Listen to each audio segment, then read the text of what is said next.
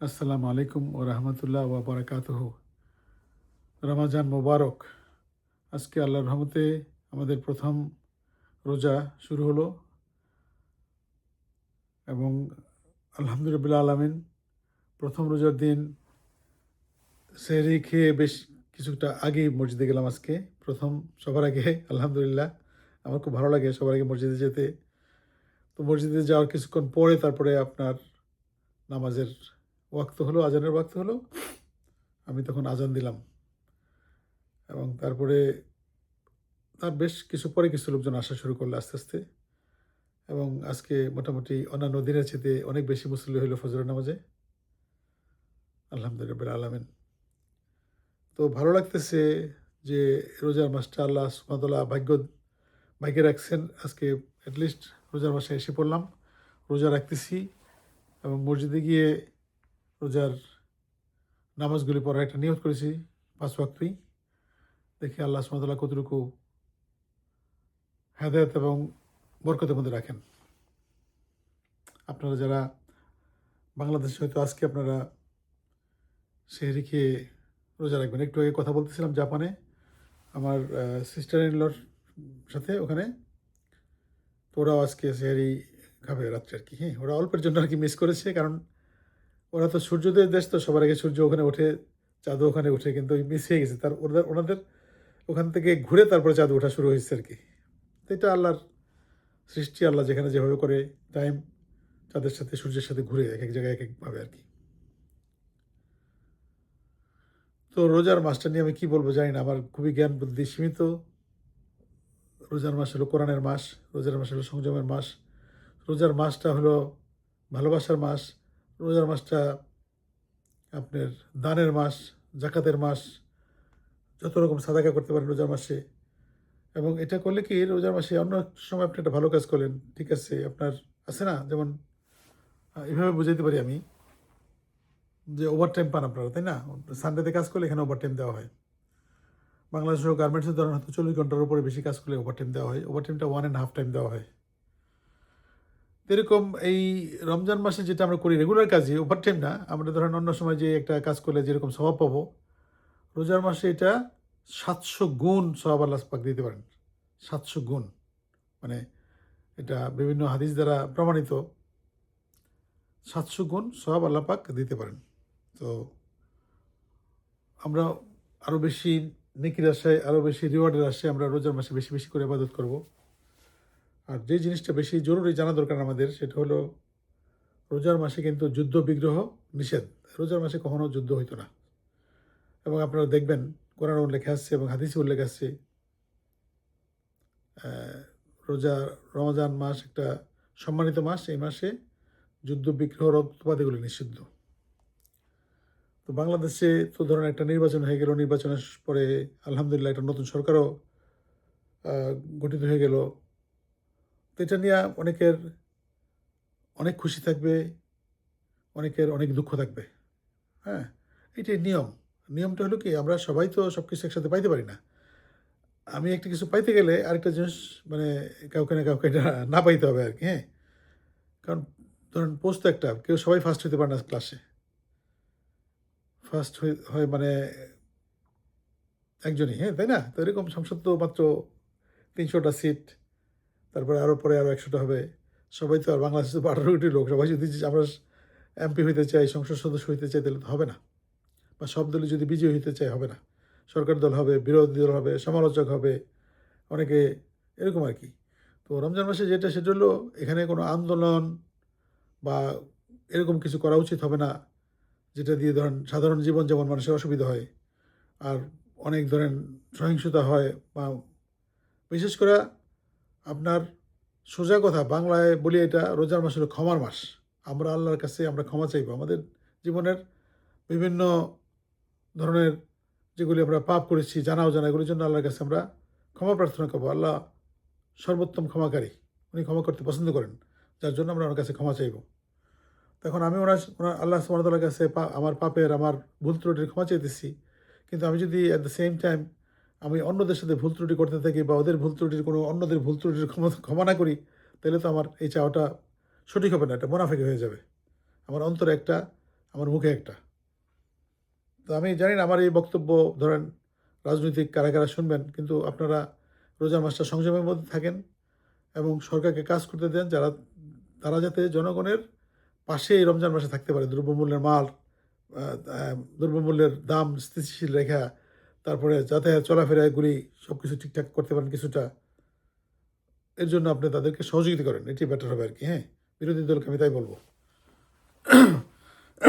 আর মনে করেন যে হিংসার মানে রাজনীতি, তারপরে এগুলি পরিহার করতে হবে। এই রোজার মাসে আপনাকে কিন্তু পরিহার করতে হবে। আপনি মসজিদে গিয়ে আল্লাহর কাছে তারাবি নামাজ পড়তেছেন, আল্লাহর কাছে কান্নাকাটি করতেছেন, তাহাজ্জুদ নামাজ পড়তেছেন, কিন্তু আবার দেখা গেল যে আপনি পলিটিক্যাল কার্যালয়ে গিয়ে উল্টাপাল্টা কাজ করতেছেন। এটা করেন না প্লিজ। হ্যাঁ, কারণ আমি এই গতকালকে না পরশুদিন বললাম আমার এরকম একটা কথাবার্তার মধ্যে যে আমাদের খুবই অস্থায়ী জীবন, কোনো কিছুই স্থায়ী না, একদম টোটালি টেম্পোরারি। কিন্তু স্থায়ী কোনগুলি? উদাহরণ দিই, বাংলাদেশের সবচেয়ে এখন 1 নম্বর ব্যক্তিত্ব তারেক জিয়া সাহেব। হ্যাঁ, ওনার এই প্রধানমন্ত্রিত্বটা অস্থায়ী। ওনার বাংলাদেশে রাজনীতির দলের প্রধানও এটা অস্থায়ী। এটা ওনার সামনে ওনার মা চলে গেলেন, বাবা চলে গেলেন, ওনারা স্থায়ী হতে পারেন নাই। উনিও স্থায়ী হতে পারবেন না, উনি চলে যাবেন। অস্থায়ী, পুরোপুরি অস্থায়ী। স্থায়ী কোন জিনিসগুলি জানেন? স্থায়ী হলো যে উনি যে কাজকর্ম উনি করবেন এখন। উনি জনকল্যাণে, দেশের জন্য, আল্লাহর খুশিতে যে সমস্ত কাজকর্ম করবেন এগুলি সব রিওয়ার্ড পাবেন উনি। আর ওনার কারণে যদি বাংলাদেশের জনগণ বা বাংলাদেশ রাষ্ট্র ক্ষতিগ্রস্ত হয় ওনার, তাইলে ওইটার জন্য কি ওইটাও পারমানেন্ট ওনার লেখা থাকবে আমলে যে উনি এটা করতে পারতেন, করেন নাই। তো আমার মনে হয় আমরা মনোযোগী হই আমাদের পারমানেন্ট জিনিসগুলির প্রতি, অস্থায়ী জিনিস নিয়ে আমরা দৌড়দৌড়ি না করে এই রোজার মাসে আমরা যতটুকু পারি আমরা আমল নামায় সংযুক্ত করি পজিটিভ জিনিস। আমরা যতটুকু পড়ি নাকি আমরা আমল করতে পারি। এই যে আজকে এক ভদ্রলোকের জানাজায় যাব, আজকে দুপুরে দুইটা জানাজা, একটা কাছের মসজিদ আর একটা দূরেরটা একটা ভদ্রমহিলা মারা গেছেন। বাংলাদেশ সমিতি থেকে নোটিশ আসছে। আমি ওনাকে চিনি না বা মনে করতে পারতেছি না। আর এখানে আমার কাছের বড় মসজিদ যে আনসার মসজিদে, এখানে একজন ভদ্রলোক সাজিদ ভাই, উনি মারা গেছেন। উনি আমাদের ট্রাফিক কন্ট্রোল করতেন। আমরা যখনই কোনো জুমার নামাজ বা অন্য কোনো অনুষ্ঠান হতো মসজিদে বড়, উনি সবসময় দেখতাম আমাদের গাড়ি ঢুকানো, গাড়ি বের করা, ট্রাফিকগুলি কন্ট্রোল করতেন দাঁড়া। উনি বৃষ্টির মধ্যে, গরমের মধ্যে, শীতের মধ্যে। হ্যাঁ, আমি সবসময় গাড়ি থামে ওনাকে সালাম দিতাম। তো আজকে উনি চলে গেলেন, ওনার জানাজায় যাবো ইনশাআল্লাহ তাআলা। আল্লাহ যাতে আমাদের তৌফিক দেন, ওনার জন্য দোয়া করব। এবং আমি কত শ্রদ্ধা ভরে ওনার কথা বলতেছি যে উনি মসজিদে সবসময় পরিষ্কার পরিচ্ছন্ন কাজে করতেন উনি এবং ট্রাফিক কন্ট্রোল করতেন। এখানে আবার ট্রাফিক কন্ট্রোল মানে এমন না যে সে খুব লো ক্লাসে কোনো জব বা কিছু, ভলান্টিয়ার করতেন। উনি হয়তো খুবই সম্মানিত মানুষ, সম্মানিত চাকরি বাকরি করতেন, কিন্তু মসজিদে এসে উনি ভলান্টিয়ার কাজ করতেন আর কি। হ্যাঁ, তো আমি অনেক শ্রদ্ধা ভরে ওনার কথা বলতেছি আপনাদেরকে। প্লাস আমি ওনার জন্য আমি নামাজও আজকে দোয়া করেছি। তো এই জিনিসগুলি হলো আপনার, এই যে উনি নাই আজকে, ওনার কথা আমরা বলতেছি, ওনার জন্য দোয়া করতেছি। এই জিনিসগুলির প্রয়োজন খুবই। হ্যাঁ, আজকে তারেক জিয়া সাহেব যদি ভালো কিছু করেন বা ওনার মন্ত্রিসভায় যারা আছে অনেক কিছু ভালো কিছু করেন অন্তর থেকে আল্লাহ খুশির জন্য, আর লোক দেখানো কিছু করলে ওইটা কোনো ভ্যালু থাকবে না। ওটা কোনো, আমরা যদি এটা অ্যাপ্রিসিয়েট করি but it is not gonna count, তার আমল নামে এটা পজিটিভ হবে না।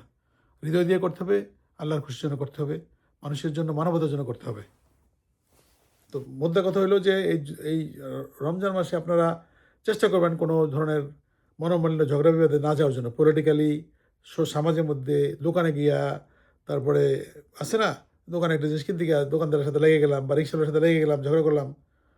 Late us not do it in this month of Ramadan. এটা আল্লাহ সম্মানিত মাস, এটা আমাদের জন্য দিয়েছেন।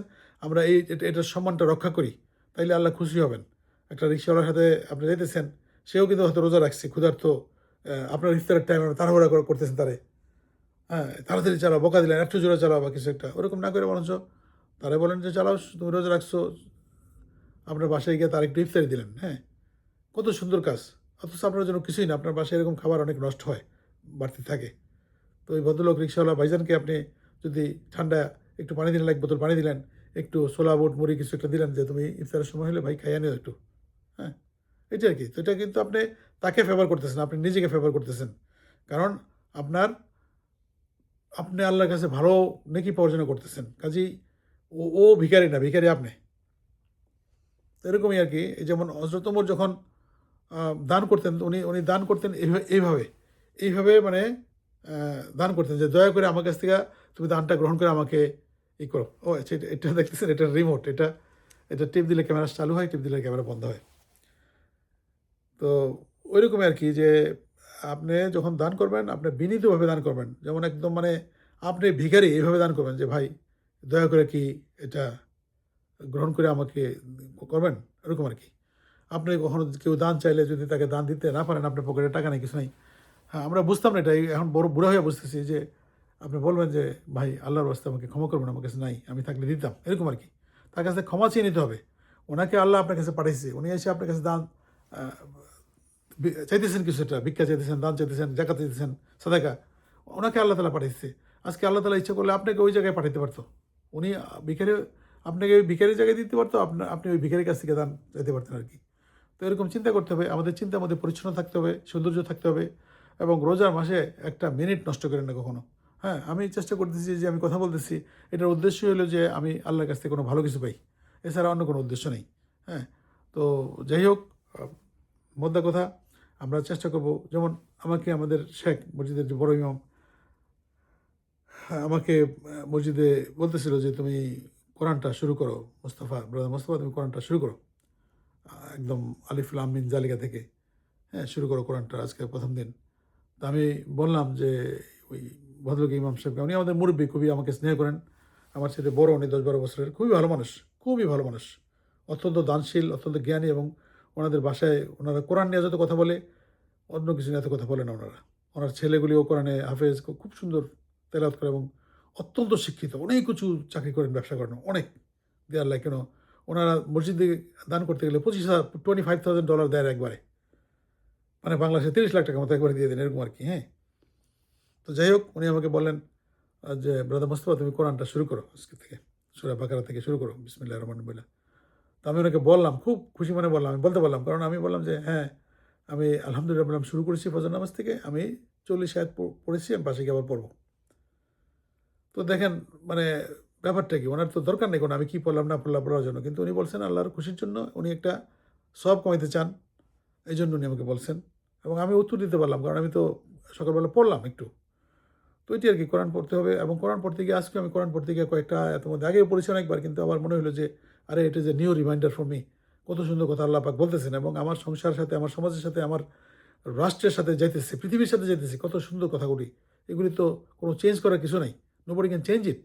আল্লাহ সুবহানাহু ওয়া তাআলা নিজেই বলছেন আমি কোরআনে হেফাজত করবো। তো এই আর কি, তো কোরআনটা আপনারা কোরআন পড়তে পারেন, আর বিশেষ করে আমি অনুরোধ করব, আপনারা যদি কোরআনের তফসির থাকে তফসির পড়বেন, বা যদি তফসির না থাকে, যদি অনুবাদ থাকে অনুবাদটা একটু পড়বেন, এবং চিন্তা করবেন যে আল্লাহ সুবহানাহু ওয়া তাআলা কী বলতেছেন। হ্যাঁ, তফসিরটা বললে একটু সুবিধা হবে, আপনারা বুঝতে পারবেন যে কোন প্রেক্ষাপটে আয়াতটা আসলো, এবং আল্লাহ কী বুঝাতে চাইছিলেন তখন নবীর মাধ্যমে আমাদেরকে। তো এই হলো কথা আর কি। এখন ধরেন ফজর নামাজ পড়ে আসলাম মসজিদ থেকে, আলহামদুলিল্লাহ একটু আগে সেহরির টাইমের আগে উঠেছি, একটু আলহামদুলিল্লাহ আল্লাহর রহমতে নামাজ কালাম করলাম ঘরের মধ্যে, তারপরে আমরা সেহরি করলাম, তারপর মসজিদে গেলাম, মসজিদ থেকে গিয়ে নামাজ পড়লাম, আবার আজান দিলাম, আবার নামাজ পড়লাম, জামাতে নামাজ পড়লাম, তারপরে আবার মসজিদ থেকে আসলাম। এর মধ্যে বাইরে আবার পার্কিং লটে একটু আলোচনা করলাম, বাঙালি আরও 3 ব্রাদার্স ছিল, ওদের সাথে কথা বললাম, তারপরে বাসায় আসলাম। বাসায় এসে এই যে আপনাদের সাথে একটা ছোট একটু কথাবার্তা বললাম, ওয়ান ওয়ে, আপনারা কমেন্ট করলে আবার টু ওয়ে হবে, এটা একটু কথা বললাম। এরপরে আবার ধরেন এই সূর্যোদয়ের নামাজ আছে সালাতুদ দোহা, যদি আপনি মনে করেন যে জিকিরের মধ্যে থাকেন, এবং আপনি যদি মনে করেন এই নামাজ ফজর নামাজ পড়ার পরে এই সূর্য ওঠার পরে আপনি 2 রাকাত নামাজ পড়লে এটারও অনেক অনেক সওয়াব। এটার ব্যাপারে হাদিস আছে যে এরকম, যে এই নামাজটা পড়লে আপনার একটা উমরার সওয়াব পাওয়া যায়, এরকম আর কি, উমরা বা হজ এবং উমরার সওয়াব পাওয়া যায়, এরকম আসছে আর কি। তো হজ হবে না বা উমরা হবে না, কিন্তু সবটুকু দেবেন আপনাকে আর কি। হ্যাঁ, কারণ হজের মর্যাদা ওইটা অন্যরকম, উমরার মর্যাদা ওখানে গিয়ে করাটা অন্যরকম, বাট ওই ইকুইভ্যালেন্ট সব আপনি পাইতে পারেন, যে আপনি ওই উদ্দেশ্যে আল্লাহর রসুল বলছেন, এবং ওই উদ্দেশ্যে আল্লাহর সন্তুষ্টির জন্য আপনি মসজিদে নামাজ পড়লেন, এবং নামাজ পড়ার পরে আবার জিকিরের মধ্যে রইলেন, ইসলামিক আলোচনা করলেন, কথাবার্তা বললেন, এবং আল্লাহর রাস্তায় রইলেন, তারপরে আবার আপনি সূর্যোদয়ের পরে 2 রাকাত নামাজ পড়লেন। তো এবাদত ধরেন অনেক রকম আসছে, তো এবাদত সব এগুলি সবগুলি হলো মনে করেন এবাদতগুলি ডিজাইন বাই আল্লাহ সুবহানাহু ওয়া তাআলা, এবং আল্লাহ রসুল প্রেসক্রাইব করে গেছেন কীভাবে করতে হবে। তো এগুলোর মধ্যে আমাদের অনেক অনেক রিওয়ার্ড আছে, কিন্তু এটা আবার রিফ্লেক্ট করতে হবে পার্সোনাল লাইফে। আমি নামাজ পড়লাম, সালাতুদ দোহা পড়লাম, আমি তাহাজ্জুদের নামাজ পড়লাম, কিন্তু এটা রিফ্লেকশন থাকতে হবে আমার এভরিডে কাজের মধ্যে, আমার ব্যবহারের মধ্যে। হ্যাঁ, আমাকে টোটালি থাকতে হবে সত্যের মধ্যে, সুন্দরের মধ্যে। কোনো মিথ্যা কথা বলা যাবে না। আমি রোজা রাখলাম কষ্ট করে, সেহরি খেলাম, সেই রাত্র 4টার সময় উঠলাম, তাহাজ্জুদ নামাজ পড়লাম, মসজিদে গেলাম, এই ড্রাইভ করে তেল খরচ করে আবার মসজিদ থেকে আসলাম, এত কিছু করলাম। দেখেন তার মধ্যে একটা মিথ্যা কথা বললাম। আমাকে একজন জিজ্ঞেস করলো একটা কথা, আমি একটা মিথ্যা উত্তর দিয়ে দিলাম, হ্যাঁ, বা কোথাও একটা মিথ্যা বয়ান দিলাম। আমার সারাদিনের এই আবাদতগুলি কোনো মূল্য আছে বলেন? কোনো মূল্য থাকবে না। এই জন্য আপনার নিজের সাথে এটা কানেক্টেড হতে হবে, সত্যের মধ্যে থাকতে হবে। এবং আমরা যেমন উজু করি মানে আমরা পবিত্রতা অর্জন করি, যে আল্লাহর সামনে দাঁড়াবো, আমাকে খুব ক্লিনভাবে থাকতে হবে। এবং হাত আঙ্গুল চিপা টিপা সব করি না আমরা, আমরা কানের চিপাও দিই, সব ধুই, হাত পা ধুই। এবং এটা কিন্তু আমি উজু করার সময় একটা জিনিস আমি করি সবসময়, যেটা আমি মনের পবিত্রতা করি আর কি। আমি যখন হাতের পায়ের ধুলাবালি আমি যখন মোছার চেষ্টা করি, আমি মনের ধুলাবালিও তা দূর করার মনে মনে চিন্তা করি।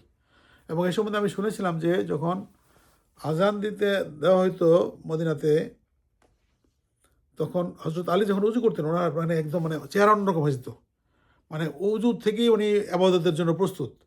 মানে একদম অনেক সময় না ওনার নাকি চোখ টুক একদম লাল হয়ে যেত আর কি, এত সিরিয়াস ছিলেন উনি আর কি, যে আমি আল্লাহর কাছে যাব, আল্লাহর কাছে যাওয়ার জন্য আমি উজু করতেছি। তারপরে তো এই জিনিসগুলো হলো একটা সিরিয়াসনেস থাকতে হবে, হ্যাঁ, সিরিয়াসনেস থাকতে হবে, খুবই সিরিয়াসনেস। হ্যাঁ, আবাদতের ক্ষেত্রে মনে করেন যে জাস্ট উই ক্যানট জাস্ট কোনো রকম করে দিয়ে গেলাম। আমি নিজেও যদি কোনো রকম করে থাকি অতীতে, আমি আল্লাহর কাছে ক্ষমা প্রার্থী। আবাদতগুলো সিরিয়াসলি করতে হবে, খুবই সিরিয়াসলি, এবং বুঝতে হবে যে আমার সামনেই আল্লাহ আমাকে দেখতেছেন, এরকম চিন্তা করতে হবে। Allah is watching me, Allah is in front of me, এরকম চিন্তা করে আপনাকে মনোযোগ আনতে হবে নামাজের মধ্যে। এবং রোজার মাসটা দেখবেন আপনি অটোমেটিক অন্যান্য মাসের চাইতে অনেক বেশি মনোযোগ আসবে। এবং যে কোনো সময় দেখবেন একটা নফল রোজা রাখতে কত কষ্ট হয়, কিন্তু রোজার সময় এই রোজার মাসে রোজা রাখাটা একদম খুবই সহজ। সিয়ামটা একদম like drinking a glass of water, এত সুন্দর। আর রোজার মাসে আপনাদের কথা জানি না, আমার শরীর খুবই ভালো থাকে আলহামদুলিল্লাহ আলমিন, আল্লাহর কাছে হাজার শুক্রিয়া। তো আলোচনার বিষয়ের মধ্যে এটুকু ছিল। প্রথম রোজার দিনে একটু কথা বললাম আপনাদের সাথে। আবার দেখি যদি ইফতারের পরে একটু সময় হয়, একটা ছোট্ট কিছু কথা বললাম 5-7 মিনিটের, ওইরকম আর কি। এক্সপিরিয়েন্সগুলো শেয়ার করি, আপনারা কমেন্ট দিবেন কেমন লাগতেছে। আপনাদের সবার সিয়াম আল্লাহ তাআলা কবুল করুন, এবং আপনাদের সিয়াম সহজ হোক এই দোয়া করি আল্লাহর কাছে। এবং আমাদের দেশের জন্য দোয়া করি, আল্লাহ সুবহানাহু ওয়া তাআলা নতুন একটা সরকার তোমার রহমত নিয়ে যাতে দেশটা চালাতে পারে, তোমার বরকত নিয়ে যাতে দেশে উন্নতি করতে পারে, মানুষ যাতে শান্তি পায়, স্পেশালি যারা সুবিধাবঞ্চিত মানুষ, তাদের কাছে যাতে আইনের শাসন পৌঁছায়, তাদের সাথে যাতে আল্লাহ তাআলা তোমার যেভাবে বলছে, তোমার আল্লাহর রসুল যেভাবে নির্দেশ দিয়ে গেছেন, ওইভাবে যাতে তারা তাদের সেবা করতে পারে। এবং এই রোজার মাসটায় তুমি আল্লাহ বাংলাদেশের মানুষের মধ্যে একটা সম্পৃক্তি দিয়ে দাও। বিরোধী দল, সরকারি দল, অন্যান্য দল, তারা যাতে নিজেদের রেষারেষি ভুইলা সবাই মিলা দেশটাকে আগায় নিতে পারে। এবং আল্লাহ তুমি যত মন্ত্রী যারা আসছে, প্রতিমন্ত্রী, আরও অনেক কিছু, সচিব, নানান কিছু, তারা যাতে তাদের অতীতের মতো নোংরামের মধ্যে না থেকে তারা শপথে থেকে দেশটাকে আগায় নিয়ে যায়। আল্লাহ তুমি তাদের বরকত দাও, মনের মধ্যে, অন্তরের মধ্যে তাদেরকে সততা জাগায় দাও তুমি আল্লাহ। তো ভাইরা, আপনারা ভালো থাকবেন ইনশাল্লাহ। ভাই বোনেরা, আবার কথা হবে। আজকে এইটুকুই। দেখেন, করতে চেয়েছিলাম 10 মিনিট, হয়ে গেল 19 মিনিট। ভালো থাকবেন ইনশাআল্লাহ। তাহলে আমাদের জন্য দোয়া করবেন, আল্লাহ যাতে আমাদের রমজান মাসটা সুন্দর করে দেন। আমাদের ইচ্ছা আছে এই রমজান মাসে একটু আল্লাহর ঘরে যাওয়া, যাতে আল্লাহ কবুল করেন। দোয়া করবেন আপনারা। আসসালামু আলাইকুম ওয়া রাহমাতুল্লাহি ওয়া বারাকাতুহু।